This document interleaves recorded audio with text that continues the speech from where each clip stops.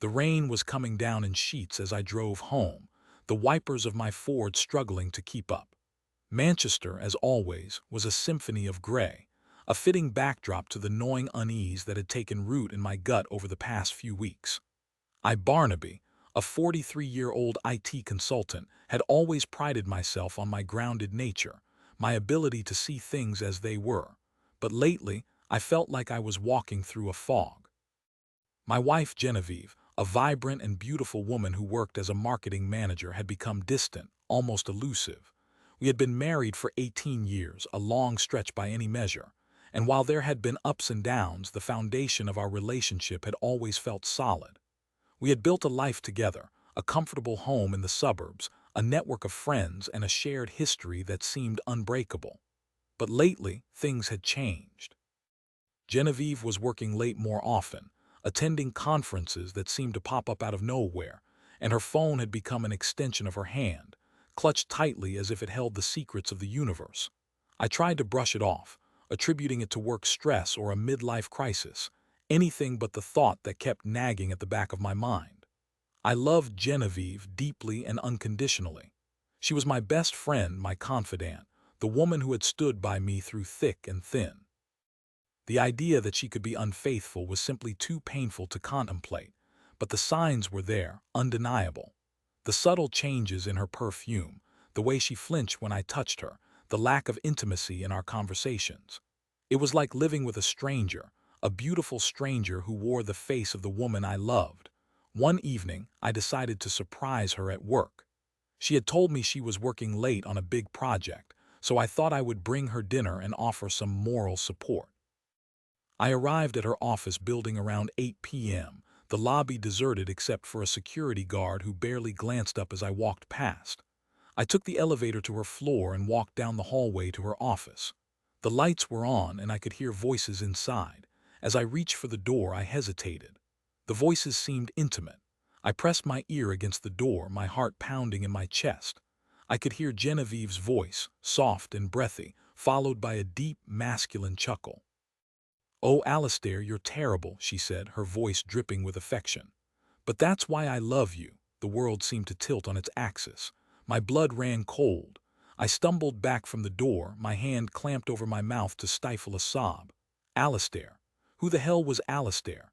And why was Genevieve telling him she loved him? I stood there for what felt like an eternity, my mind reeling, my heart shattering into a million pieces. I couldn't breathe, I couldn't think, I could only feel the crushing weight of betrayal pressing down on me. Finally, I managed to pull myself together. I couldn't face her, not now. I turned and fled, stumbling back to the elevator, my vision blurred with tears. I drove home in a daze, the rain mirroring the storm raging inside me. I spent the rest of the night pacing the floor, replaying the scene in my head, trying to make sense of it. How could she do this to me? How could she betray our marriage, our love, our life together? The next morning, I confronted her. I waited until she was finished with her breakfast, her face bright and cheerful, oblivious to the turmoil I was experiencing. I took a deep breath and told her what I had heard. Her face paled. She stammered, denying everything, claiming I had misunderstood, that Alistair was just a colleague, that they were just friends. But I saw the truth in her eyes, the guilt, the shame, the lie. "Don't insult my intelligence, Genevieve," I said, my voice trembling with anger and hurt. "I heard you. I heard you tell him you loved him." She burst into tears, begging for forgiveness, claiming it was a mistake, a moment of weakness. She said she still loved me, that she didn't want to lose me. But the words rang hollow. The trust was broken, shattered beyond repair. I told her I needed space, that I couldn't be around her. I packed a bag and left, driving aimlessly for hours, trying to escape the pain. I ended up at a small, secluded cottage in the Lake District, a place we had visited years ago, a place filled with happy memories. But now the memories were tainted, poisoned by her betrayal. I spent the next few weeks in a fog of grief and anger. I couldn't eat, I couldn't sleep, I could barely function. I replayed our entire relationship in my head, searching for clues, for signs I had missed. Was I not good enough? Had I failed her in some way? As the days turned into weeks, the anger began to subside, replaced by a cold, hard resolve. I realized that I couldn't let her betrayal destroy me. I had to move on, to rebuild my life, to find happiness again. I started by consulting a solicitor. I filed for divorce, citing adultery as the reason. Genevieve was devastated. She begged me to reconsider, promising to end the affair, to do whatever it took to win me back. But I was adamant. I couldn't forgive her. The damage was done. The divorce was acrimonious. Genevieve fought me every step of the way, trying to minimize her responsibility, to paint me as the bad guy. She even tried to claim that I had been emotionally abusive, a blatant lie that infuriated me. But I had the evidence, the proof of her affair, and the court ruled in my favor. I was awarded a significant portion of our assets, including the house. Genevieve was left with nothing but her guilt and her affair partner. I sold the house we had built together, the house filled with memories, both good and bad. I wanted a fresh start, a clean break from the past. I moved to a small town on the coast, a place where I could be alone, where I could heal. I bought a small cottage overlooking the sea and spent my days walking the beach, reading books, and painting. I had always loved to paint, but I had never had the time to pursue it seriously. Now I had all the time in the world. One day, while browsing through a local art gallery, I met a woman named Bronte. She was a kind, intelligent, and beautiful woman who had also experienced heartbreak. We bonded over our shared pain and began to spend time together. Slowly, cautiously, we began to fall in love. Bronte helped me to heal, to forgive, and to move on. She showed me that it was possible to find happiness again, even after the most devastating betrayal. Meanwhile, Genevieve's life was falling apart. Alistair, it turned out, was a married man with children. When his wife found out about the affair, she left him, taking the children with her. Alistair lost his job and his home. He blamed Genevieve for everything, accusing her of ruining his life. Genevieve was left alone, abandoned, and miserable. She tried to contact me to apologize, to beg for forgiveness, but I refused to speak to her. I had moved on. I had found happiness again. She was a chapter in my life that was closed. One day I received a letter from Genevieve. In it, she confessed everything, admitting that she had been selfish and foolish. She said she realized that she had thrown away the best thing that had ever happened to her. She begged me to forgive her, not for her sake, but for my own. I read the letter, my heart filled with a mixture of pity and contempt. I realized that she would never understand the depth of her betrayal, the pain she had caused. I crumpled the letter and threw it in the fire. I never saw Genevieve again. I heard through mutual friends that she had moved away to a different country to start a new life. I hope she found happiness, but I doubt it. Some wounds never heal. Some betrayals are unforgivable. I, on the other hand, found peace.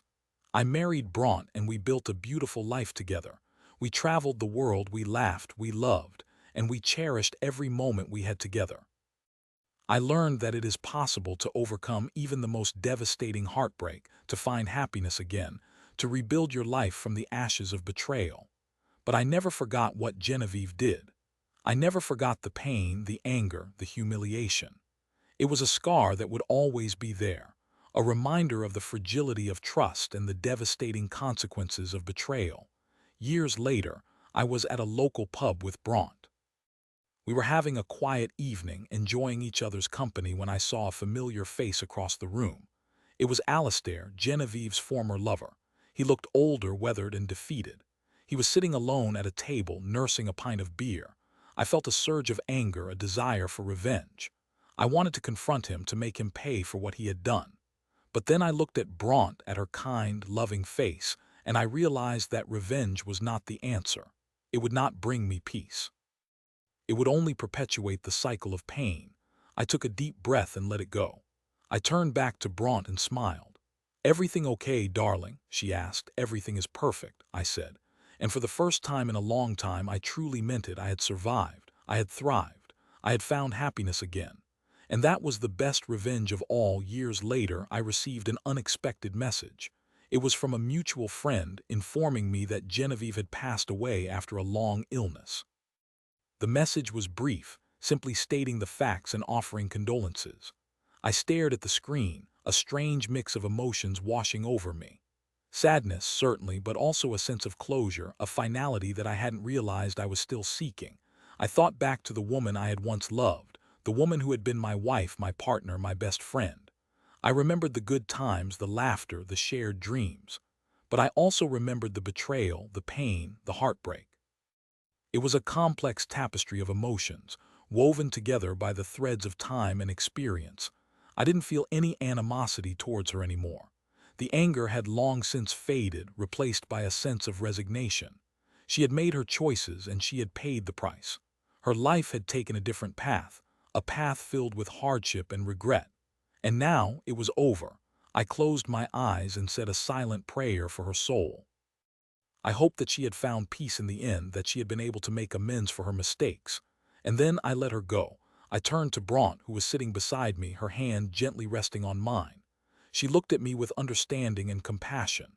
She knew what I was feeling, the weight of the past, the burden of memory. "Are you okay?" she asked softly. I nodded, squeezing her hand. "I am now," I said. "I truly am." And as I looked into her eyes, I knew that it was true. The past was behind me. The future was ahead of me, and I was ready to embrace it with all its joys and sorrows, with all its hopes and dreams. I had learned a valuable lesson, a lesson about love, loss, and forgiveness. I had learned that betrayal can be devastating, but it doesn't have to be the end. It can be an opportunity for growth, for healing, for finding a new path in life. And I had learned that true happiness comes not from revenge, but from letting go, from forgiving, and from embracing the love that is still present in your life. So to anyone who has ever been betrayed, to anyone who has ever felt the sting of infidelity, I say this: you are not alone. You are strong. You are resilient, and you will get through this. You will find happiness again. Just don't let the pain consume you. Let it teach you, let it guide you, and let it lead you to a better, brighter future. And remember, sometimes, the best revenge is simply moving on and living a happy, fulfilling life. A life that is a testament to your strength, your resilience, and your unwavering spirit.